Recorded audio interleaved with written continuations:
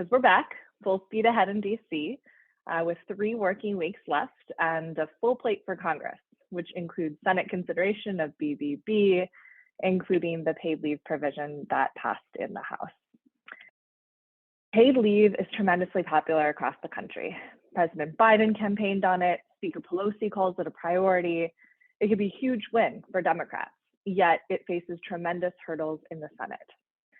So we're here today because we wanted to ground you in the upcoming Senate debate on the political realities and urgency of the moment with some leading experts in the political and polling space who are here to highlight why paid leave needs to happen now and why down the line proposals just are not a political possibility. Let's get started.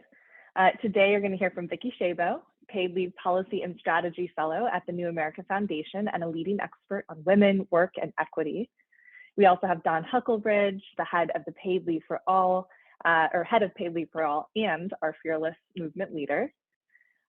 We also have Joey Teitelbaum, a lead pollster from Global Strategy Group, with battleground polling data and takeaways on year-over-year trends. And we have Celinda here too, head of Lake Research Partners and a visionary pollster whose insight has guided the Democratic Party for years, including the Biden campaign in 2020. And then we're rounded out by Amanda Brown Leerman, the executive director of Supermajority and former organizing and political director at the DNC. So in short, we've got an exceptionally dynamic lineup of amazing women shaping the political landscape of this country. And we're here today to talk paid leave. So one note, throughout the briefing, you can go ahead and drop questions in the chat, and we're going to try to cover them at the end of the program. So with that, I want to go ahead and introduce Vicki Shabo. Vicki's worked to engage policymakers, political leaders, and activists around the necessity of paid family and medical leave for years. She's an expert in policy and in the political process around it, and she's going to update us on where we are on the Hill today and also how we got there. So Vicki, I'm going to go ahead and turn it over to you. Thank you. Thanks so much, Molly. I'm really excited about this briefing. So my name is Vicki Shabo. I'm a senior fellow at New America, which is a think tank in Washington, D.C. And I've been working on paid leave policy and strategy, coalition building, and engaging stakeholders in the private, public, and nonprofit sectors for more than a decade. In that time, in the last 10 years, paid leave has grown from a side issue to a major issue on both sides of the aisle, in states, in Congress, and in federal elections. The range of policymakers, advocacy groups, businesses, and activists has broadened and deepened in a virtuous cycle of success. There are now 9 states, plus the District of Columbia with paid leave programs, up from 2 states 10 years ago. Each policy builds on those before to be more reflective of workers and small businesses' need. So now at this really critical moment in our nation's history and at the intersection of so many crises that we face, from the pandemic to labor force participation shortages among women and people of color and caregivers, to a caregiving crisis and declining birth rates and costs that are rising for families, we find ourselves on the cusp of passing paid leave in the Build Back Better Act, with an inclusive and comprehensive policy that the House included.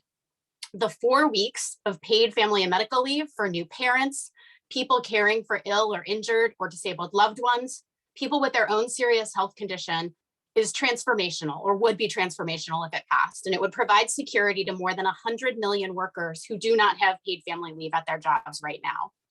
Using this moment where Congress can create and invest in new ways to pass paid leave should be a no-brainer. However, this proposal is at great risk. It is being held hostage by one man in search of an elusive bipartisan solution, and it's being potentially deprioritized and willing to be jettisoned by other leaders. And that's not okay. In Congress, there were years when I was optimistic about getting bipartisan support, passing this through regular order. Voters have long been supportive across party lines, majority to supermajorities of support. Advocates and members of Congress have worked hard to educate, advocate, present a growing body of very robust research and data about the value of paid leave, have shared stories with Democrats and Republicans alike in search of a bipartisan common ground on paid family and medical leave. And yet we haven't been able to find it. So my optimism has been replaced by realism. Passing paid leave in the Build Back Better Act is the only way that we will win paid leave in this country for everyone in any reasonable time frame. for at least 4 years and maybe many, many more. There is no plan B. There's no backup plan. We have to get this done now. This could sound like hot partisan rhetoric, but it's not. I'm going to give you some examples here. I say this is our only reasonable chance because of the history on this issue and also because of the current polarized climate. But on this issue specifically, just to provide a bit of context, in 2014, Republicans wouldn't even come to the table on paid leave. The first hearing that was held, I testified at in the Senate in July of 2014, not a single Republican showed up. Once they saw that this was an important issue, that voters wanted paid leave, Republicans started to get in the game, and that was an exciting development and one that was cause for optimism. But over the last 6 years, we have seen that Republicans are unwilling to address paid leave in a comprehensive way. They've proposed things that leave out 75% of the people who need an FMLA leave in a given year by excluding everyone except new parents. They have favored voluntary tax credit proposals instead of guarantees that ensure that all working people can have paid leave no matter where they live or work or their job. And they've been unwilling to devote new revenue, instead asking new parents, those who they would cover, to borrow against their own future financial security in the form of delayed and reduced Social Security benefits or a loan against a decade's worth of child tax credits. When federal employees gained the right to take paid parental leave in 2019, it was bipartisan, but the deal was cut in exchange for Space Force, not because of any devotion to the cause. And there too, leave to provide care to a loved one or for a worker's own serious health issue was a non-starter. Even in the pandemic, the first major rescue bill, the Families First Coronavirus Response Act, was passed in a bipartisan way, and it did include emergency paid family and sick leave for workers in businesses with fewer than 500 employees for limited purposes. But Republicans substantially weakened that proposal as part of a technical corrections bill, stripping personal medical leave and family caregiving leave out, and later failing to agree back in December to extend the limited requirements guaranteeing paid leave to workers who are on the front lines of the pandemic, leaving only some business tax credit incentives in place and guaranteeing paid leave to no one. So in light of all this history, when Senator Manchin says he wants to find a bipartisan pathway, and we welcome the fact that he has said paid family and medical leave is an important issue and he wants to address it, but saying that he wants a bipartisan pathway is as good as saying paid leave won't happen anytime soon and that it's not important. Anyone who says we can wait, that we should work in a bipartisan way, that we're going to keep trying, whether the administration or Senator Manchin or any other leader, I'm afraid is not being realistic. They're also unlikely ever to have needed paid leave and been without it, as millions of workers, disproportionately women, people of color, and people in rural communities are. Build Back Better is our chance. Pressuring elected officials to get paid leave done now is critical. There's absolutely no evidence that such a pathway exists for the inclusive, comprehensive paid family and medical leave in the Build Back Better Act through any other means. Anything less won't meet the needs of people, businesses, the economy, or the country. It's the difference between people failing to meet the costs of living when they need to take leave and staying afloat. The difference between dropping out of the workforce to provide care and staying in it, earning, contributing, and saving. At a human level, it's the difference between seeing or missing your baby's first smile or your parents' last breath, as so many people have had to do. So as you'll hear from Dawn, Joey, Celinda, and Amanda, it's not just good policy, it's also good politics, heading into possibly the toughest elections we've seen yet. And with that, I'm really, really excited and thrilled and honored to introduce Dawn Huckelbridge, the Director of Paid Leave for All. Dawn's work leading Paid Leave for All, which is a national campaign to win inclusive paid family and medical leave for all working people, has inspired me every day of this fight. Before Paid Leave for All, Dawn held leadership positions at Supermajority, American Bridge, Planned Parenthood, People for the American Way, and the Barbara Lee Foundation. So I'm excited to turn it over to Dawn to hear more about what's at stake here. Thank you, Vicki, and thank you for being a tireless and invaluable advisor to the campaign. Yes, my name is Dawn Huckelbridge. I'm the Director of Paid Leave for All, and we are the campaign of now more than 25 organizations and dozens of state partners fighting for paid leave for every working person in this country. We represent a broad coalition with a stake in paid leave and a cross-section of this country. Tens of millions of parents, workers, union members, caregivers, early childhood groups, veterans, women's groups, public health professionals, civil rights groups, and more. But as I think you all know, paid leave is an issue that would touch every working family in this country. Paid leave is an issue of public health. And as we continue to see new variants in this pandemic, it's a reminder that we are still in a public health crisis. When we had even limited emergency paid leave in 2020, we know that it prevented more than 15,000 COVID cases per day.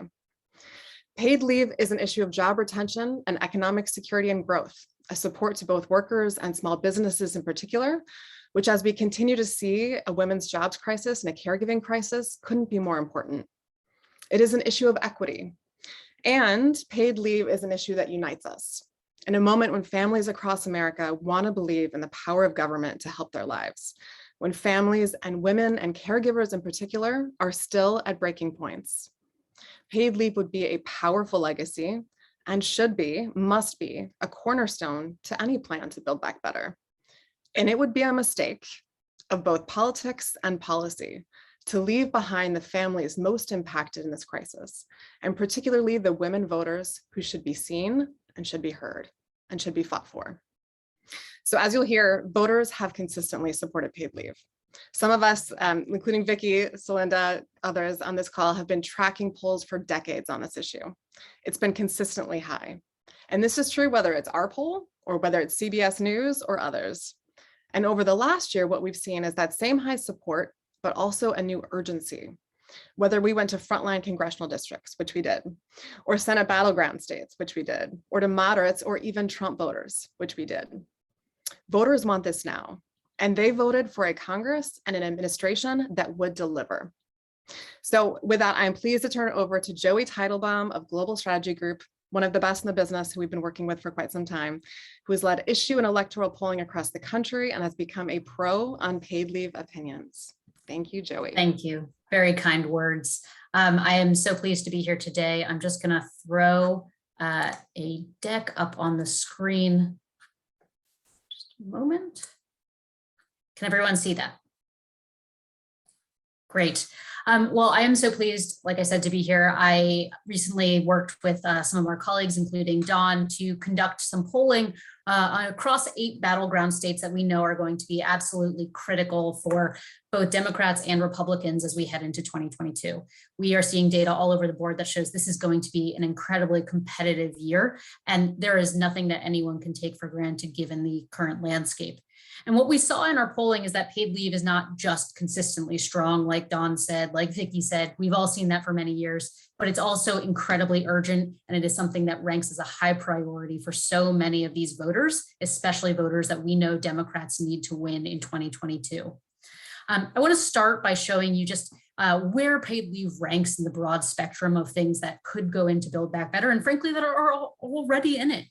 We tested a strong range of policies, including allowing Medicare to negotiate prescription drug prices, extending the child tax credit, providing universal pre-K. We put them all in there, and what we found is that paid leave is not only among the top performing policies, it is on par with what everyone considers to be the most supported policies, allowing Medicare to negotiate prescription drug prices. And that is true regardless of whether you are looking at voters overall across these battlegrounds, at suburban women and non-college women, who, as we saw in Virginia, are going to be crucial to both parties' victories in 2022, or undecided voters who very obviously are not sure which way to go. This is an issue that ranks above so many others that have strong support, and is in fact the only one aside from Medicare that we have tested that actually has a majority support with every party.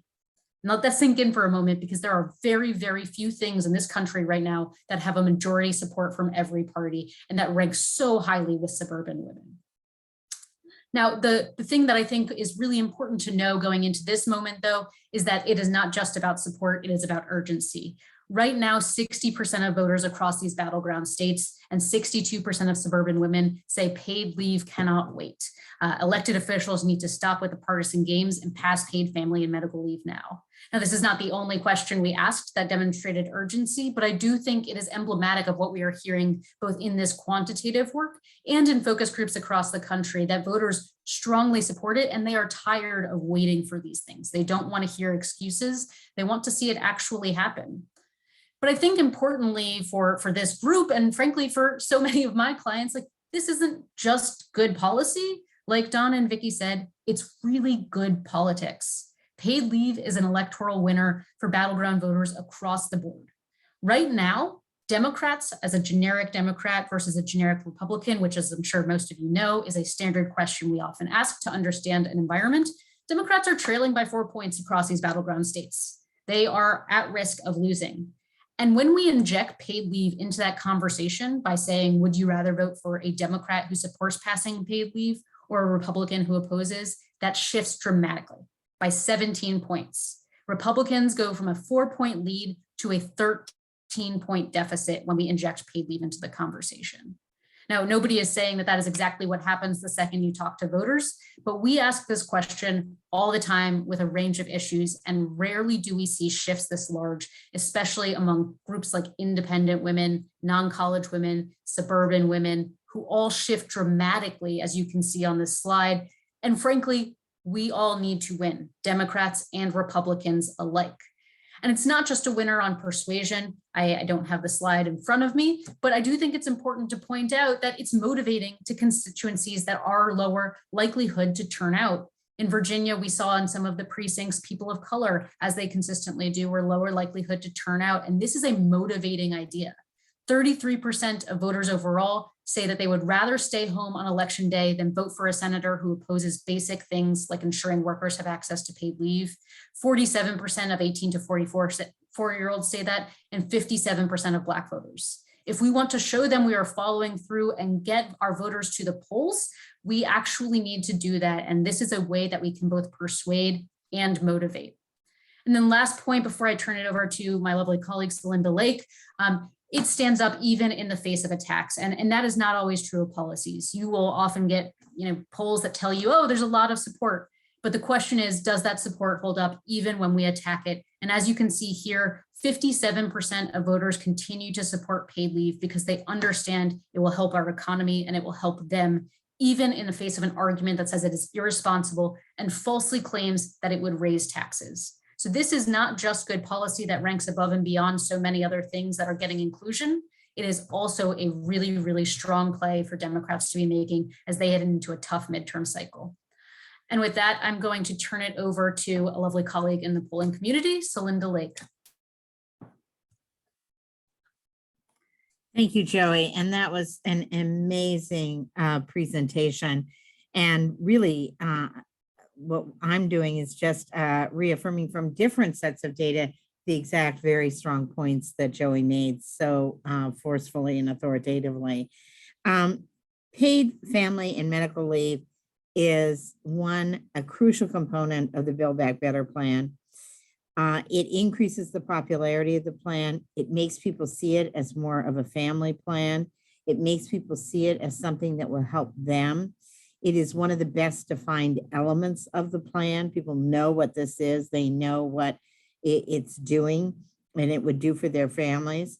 But more important for my conversation here, and as Joey ended on, it's a very, very important and potentially very powerful electoral issue.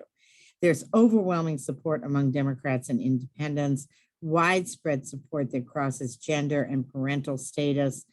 And if you're interested in swing voters, particularly suburban women, non-college white women, or you're interested in turnout, particularly of younger women, or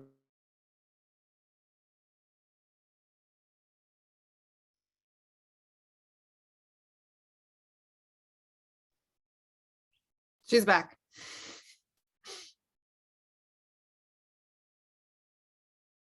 Hopefully. All right. We'll give Celinda a second here.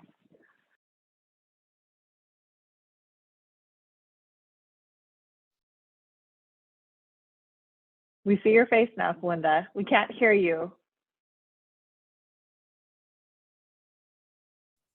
sorry about that. The next presentation I want to do is on better internet, high-speed broadband. But going back to paid family and medical leave, whether you're talking about swing or turnout, this is a very, very powerful policy. So let me go through a couple of the numbers that to share with you that illustrate this power of this issue substantively and politically. 70% of Americans think that creating universal paid family and medical leave is a good reason to pass the Build Back Better plan. 62% support this as part of an Democrats and Biden's economic plan. And 3/4 of Americans say this makes this a family plan, and particularly important to women. Democrats are at 91% support. This is not really a policy anymore for Democrats. It's a core value. So if you want to prove that you are a Democrat and you want to prove that you share people's family values, paid family and medical leave is a very, very powerful issue to do that with. 83% of African Americans, 69% of Latinos, many people have remarked on the erosion that we are suffering right now with Latino voters and the gains that Republicans are making with Latino voters on economic issues. It is very poorly known how popular paid family and medical leave is among Latino voters, and a way to reinforce both economic and family-oriented messages. 63% of Asian American Pacific Islanders and 56% of white Americans, and it's over 70% of white women. One of the notes that Joey made, and I just want to reinforce it, this is a policy that is very popular with Democrats, independents, and Republicans, particularly Republican women, particularly Republicans under 50.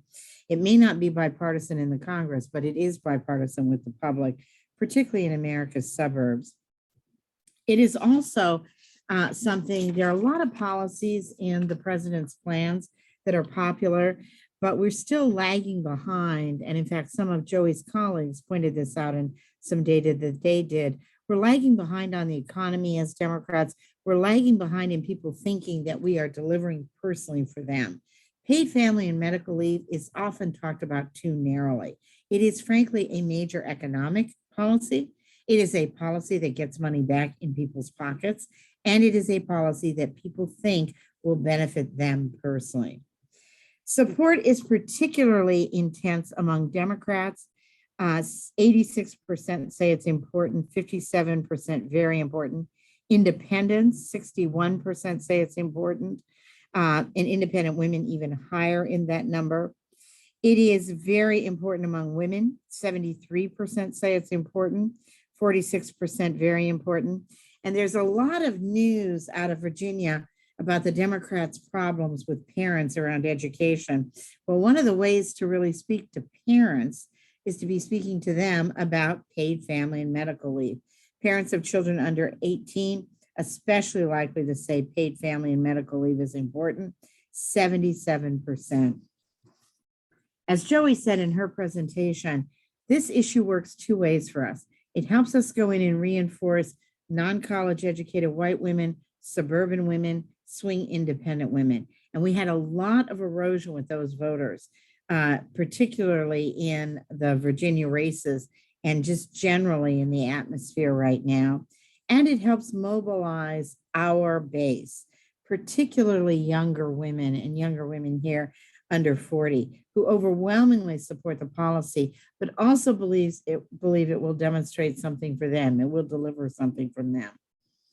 The key swing vote in the 2022 elections is likely to be white non-college women from about 40 to 65. Those women are sandwiched and overwhelmingly in favor of paid family and medical leave. The key turnout audience is going to be women of color and younger women under 40 who lean very Democratic, but often wonder what the Democrats are doing for them. Again, paid family and medical leave, a key issue for them. So whether you're talking about the strategy of winning of persuasion or you're talking about the strategy of turnout, this is one of the few issues that is at the top of both of those agendas. So let me turn it back, and I believe the next person to speak is Amanda. Thanks, Celinda. And thank you all for doing this. This is such an important conversation. My name is Amanda Brown Leerman, and I have many jobs. I actually want to first introduce myself as like a personal proponent for paid leave, as the daughter of a woman who is a breast cancer survivor who had the benefit of paid leave when I was able to take care of my mom. And I also have three young girls who I'm not sure what I would have done if I did not have paid leave. And this last one really suffered with some serious postpartum anxiety and like literally could not have come back to work any day sooner than the paid leave that I had through my employer. My day job is that I am the AD of Supermajority and coming here today as a representative of 500,000 members that we have in the Supermajority community and another 3 million in our online community, notably from, sorry, my 2-year-old is also in the background, champion of paid leave as well. But 3 million in our online community, notably from the Pantsuit Nation and Supermajority community in Facebook. Our community has been vocal, has been active in support of Build Back Better because there is literally no way to build back better without women and without finally supporting women. And women in the last 2 years now have been devastated, disproportionately impacted by the devastating pandemic. And as we approach another year of pandemic life and the insecurity, the anxiety, even just the weight of the additional responsibilities that so many of us as parents, as mothers, as caregivers in our communities are facing, it is prudent that the Senate pass Build Back Better without delay, without cuts, without any compromises, and that paid leave is a part of this plan. Honestly, I would say that it's the least that our government can do for women right now, and it is prudent. The demand is there. Biden campaigned on paid leave. Nancy Pelosi has called it a priority. We've heard many other champions and leaders call it a priority, and now it is time to deliver. And as Dawn said, this is a legacy move. As others have said on this call, it is a popular move. I'm going to invoke that it's also a responsible move in the sense that like the world does not work for women as is, and that has to change. And it can right here, right now, if we finally deliver on the campaign promise that, as Vicki has reminded us all, we've been fighting for far too long. Almost use a different word there. It has been far too long that we have all been fighting for this. And just speaking specifically about 2022 really quickly, in 2020, we learned that in order to win, we need a multiracial coalition of women to get us over the finish line. This a couple of weeks ago in Virginia, we saw and faced the consequences of voters still being in a lot of pain and feeling insecure and unstable and not feeling supported by the government or the politicians that are campaigning for their vote. So as we look ahead to the midterms with so much at stake, so much on the line, it's going to come down to turnout. That's another lesson to just like take away from Virginia. And to increase turnout, we need to be talking about the things that affect and impact women's lives, voters' lives every single day, and paid leave is that issue, as Celinda just invoked it as a persuasion agenda item and also a turnout agenda item. Voters, women in particular, need to know that we have a government, a system, leaders that are actually going to work for us and champion the things and the resources and the supports in a structure to actually work for us. I know this polling has been said many a time before, but just want to echo it, of 80% of voters in our 2022 Senate battleground states support paid medical leave. 76% support paid family leave. More than 2/3 of our battleground voters want this passed urgently. So one of the best ways, and I'm going to dare say actually the easiest ways for us to make sure that we have the turnout that we need going into the 2022 elections is to pass paid leave and to do that right now. And so my final note is just that passing paid leave is also a way for us to win. Amen to that. Thank you, Amanda. Yeah, I want to thank all of our panelists here today for really making the case that we know is a no-brainer. Paid leave is a policy no-brainer. It's a political no-brainer. It truly delivers for every single person in this country, and notably women, who are going to be the critical vote in the 2022 election cycle. So with that, thank you again. And we're going to take a couple questions here before we wrap. So I want to go ahead and start with a question from Jenny Peak from Wisconsin Public Radio. And I think we'll direct this one to Vicki, but others should feel free to jump in. So The question is, there's a mass labor shortage across the US. So does not offering paid leave play a role in creating the very problem businesses are dealing with already? So Yes. Vicki, you want to take that? Absolutely, Jenny. That is such a good question, and it's right on the money. Essentially, we know that women are more likely to leave work when they do not have access to paid leave. And conversely, new moms are more likely to come back to work, and they're more likely to have higher earnings, and they're more likely to work more hours in the year after a child's birth if they have access to paid family leave to care for a new child. Similarly, caregivers, and this is research out of California, which has had a paid family and medical leave program in place now for more than a decade, nearly 2 decades. Caregivers more likely to come back to work and to be there in the midterm and the long term, 8% in the midterm, 14% in the long term, if they have access to paid leave. And there was just a new study probably 3 or 4 months ago about spousal caregiving. And spouses are more likely to come back to work if they have paid leave. So absolutely, we are, hearing a lot about how we don't have enough workers in this country. We also know in a recent Bipartisan Policy Center poll that 37% of unemployed workers said they'd be more likely to come back sooner if they had access to paid leave. So absolutely, one way to meet businesses' demands for workers and workers' demands for caregiving is to make sure that paid leave is available to everyone, no matter where they work, who they are, who they're caring for, or what job they have. If I could just add one thing to that, I think it's also helpful to point out that voters understand that connection as well. 72% of them agreed that with the current labor shortage, it's critical we pass paid leave to ensure workers can care for a new child without being pushed out of the workforce, which I think really just underscores that it is not only, again, the right policy for this moment, but also something that voters understand and can connect with in a way that, frankly, we need to if we're going to win in 2022.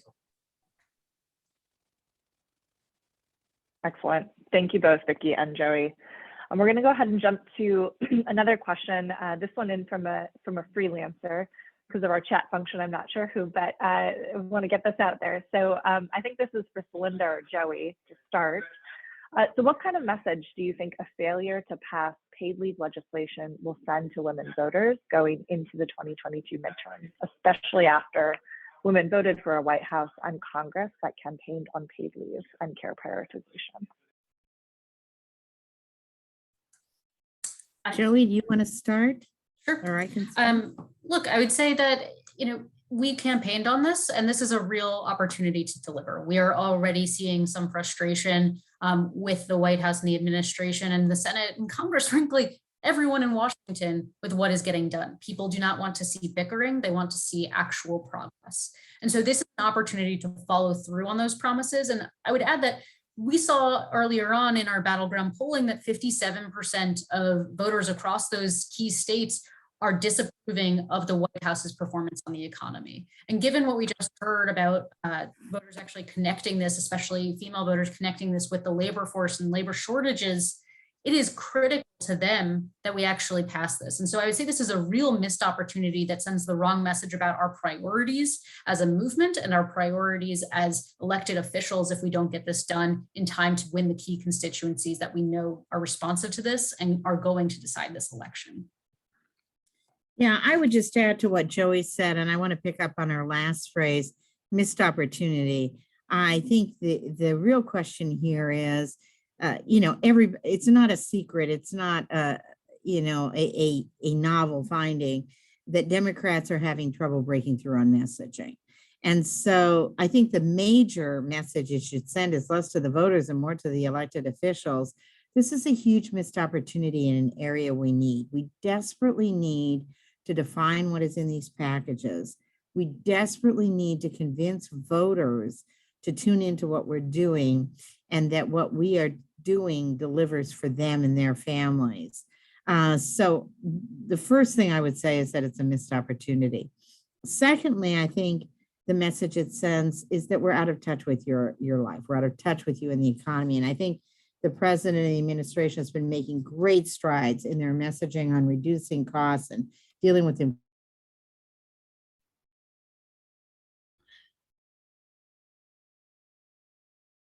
Oh, if we lost her, I was going to add one quick thing.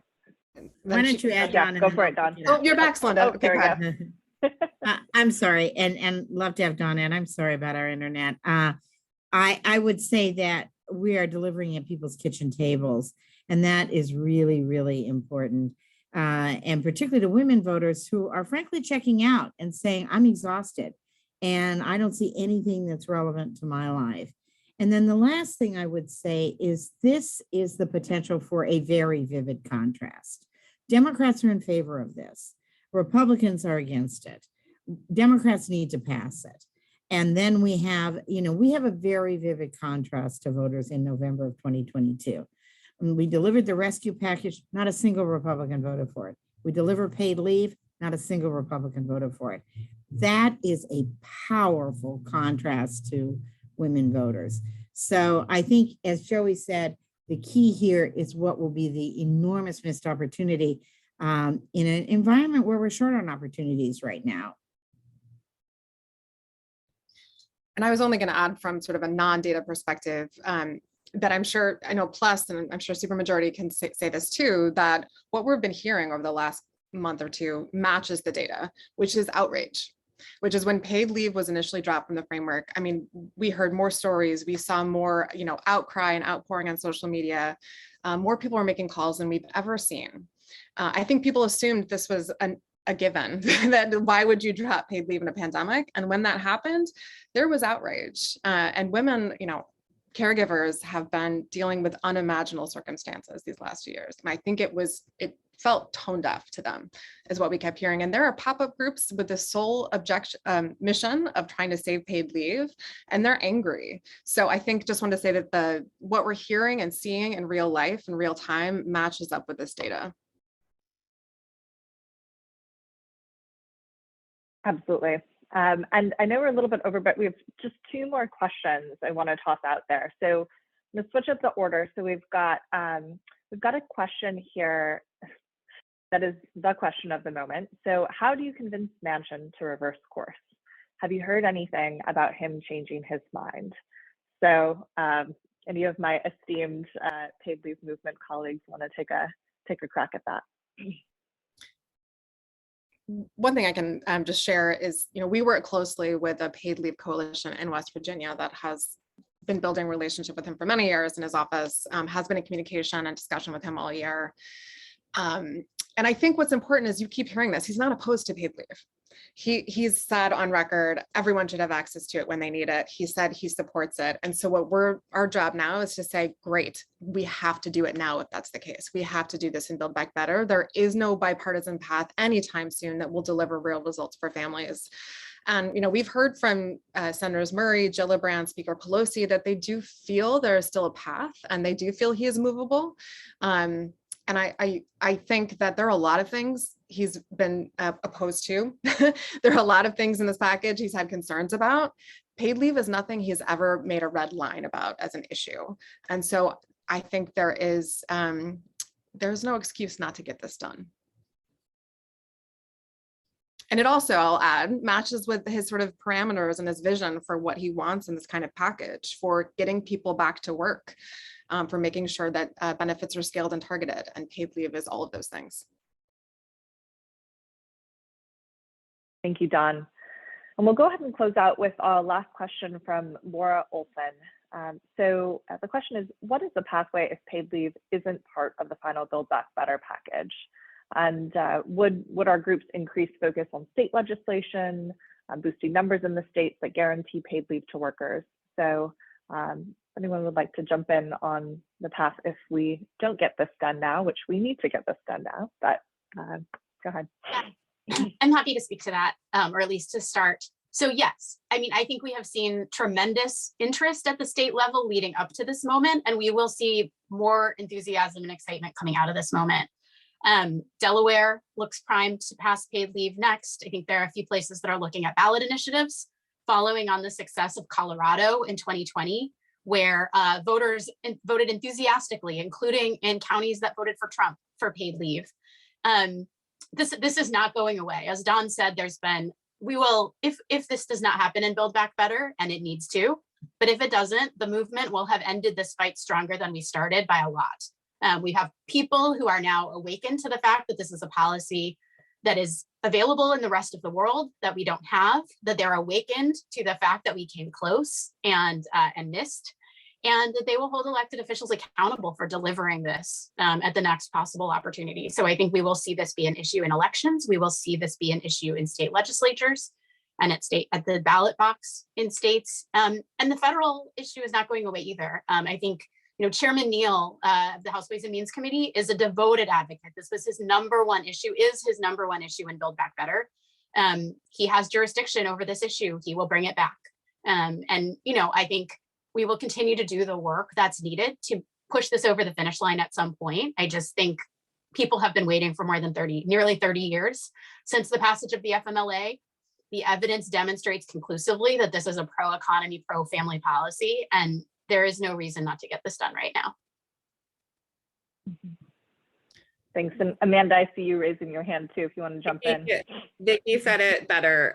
It's true that we are stronger than we were even a year ago on this issue. And so I think that we will take all of that outrage, all of that, the power of our collective to the states, and are ready for that fight if it does come to that. And I think in some ways, let that be a warning to people that we are not going away. It will just become a different fight. But again, there's so much opportunity, and it would just be a missed opportunity if we did not take advantage of passing it right now when we have a chance to.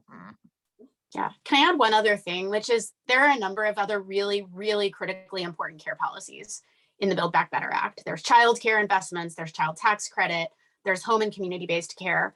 Paid leave speaks to many of those same constituencies, but it's also the bridge that ties care issues together to literally every household in this country. It is the one policy in this bill that has the capacity to touch any household in this country, to help any small business in this country. And so that is another reason why, we talk a lot about women voters, and we should. We talk a lot about communities of color. We talk about suburban women. There are a lot of women out there that don't have kids. There are people out there that don't have family members to care for, but everybody that gets sick at some point. A lot of people face scary health issues. This is a policy for everyone, no matter who you are. Only thing I'll add quick is that, of course, we will continue the state fight if this should not succeed. But there will be states that will never do it. And this is an opportunity to make sure that you have access to paid leave, no matter, as we keep saying, where you live or where you work. So this is, again, as Amanda said, is the least our government can do for women. That's right. Thank you, everyone. This is the moment for paid leave. And we'd like to invite, if you have any final questions you weren't able to ask, I think you can reach out to Neil at paidleave.us, and we'll go ahead and connect. It's Neil at paidleave.us, and we'll go ahead and connect you to make sure you get the answers that you need. But we hope this was helpful and really painting the picture of the urgency of this moment and why paid leave is a winner across the board for everyone. So thank you so much. Thank you to our wonderful panelists, and have a great day.